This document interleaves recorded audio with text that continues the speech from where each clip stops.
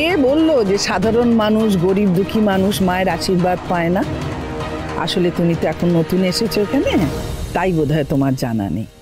আমি বিনা পয়সায় বিনা স্বার্থে মানুষের সেবার কাজ করি, ভক্তদের ভেতর কখনো ভেদাভেদ করি না।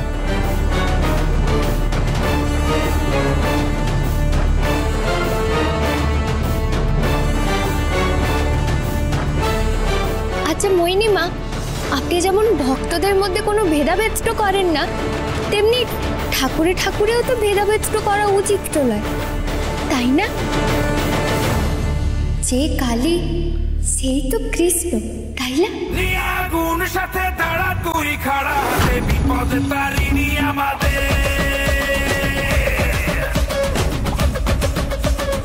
এবার দেখি বৌদি বিনুর প্রশ্ন বনে তুমি নিজেকে কি করে বাঁচাও।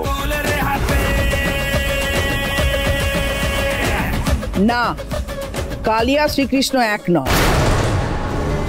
এসব কিছু অশিক্ষিত মানুষের ভুল ধারণা, যারা শাস্ত্র জানে না, তাই তারা অর্বাচীনদের মতো কথা বলে। সে আমি শাস্ত্রটা পড়িলাই ঠিকই, তবে মনে একটু প্রশ্ন আছে। আচ্ছা মোহিনী মা, যদি মা কালী আর শ্রীকৃষ্ণ আলাদাটাই হবেন, তাহলে মায়ের পুজোটার সময় সে মন্ত্র পড়ার সময় আমরা শেষে কেন বলি যে নারায়ণী নমস্তুতে?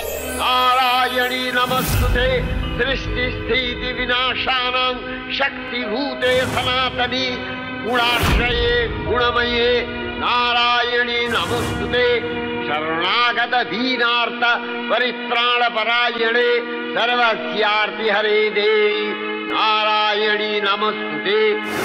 সাবাস বিনু, আচ্ছা আচ্ছা পণ্ডিত মানুষের প্রশ্নের উত্তর দিতে পারবে না, বৌদি তো কোন ছাড়। মা, আপনার বড় বৌমা যে বিপদে পড়েছে সেটা তার মুখ থেকেই কিন্তু বোঝা যাচ্ছে। দারুণ প্রশ্ন করেছো বিনু। সত্যি মোহিনী মা, এই কথাটা তো আমরা কেউ আগে কখনো ভেবে দেখিনি। তবে কি সত্যি যে কালী সেই কৃষ্ণ?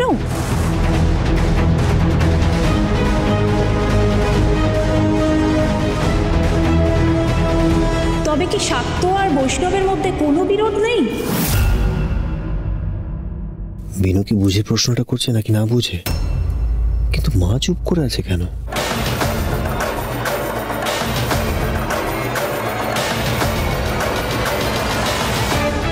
দর্শক বন্ধুরা, মোহিনী মা প্রশ্ন উত্তর দেওয়ার আগে আমরা আগে দেখে নিই আমাদের সোশ্যাল মিডিয়া পেজে ভক্তরা কি লিখছেন। কৃষ্ণনগর থেকে সুমনা লিখছেন যে তিনি মোহিনী মায়ের একজন খুব বড় ভক্ত। আজ উনি লাইভ দেখছেন এবং বিনুকেও ওনার খুব ভালো লাগছে।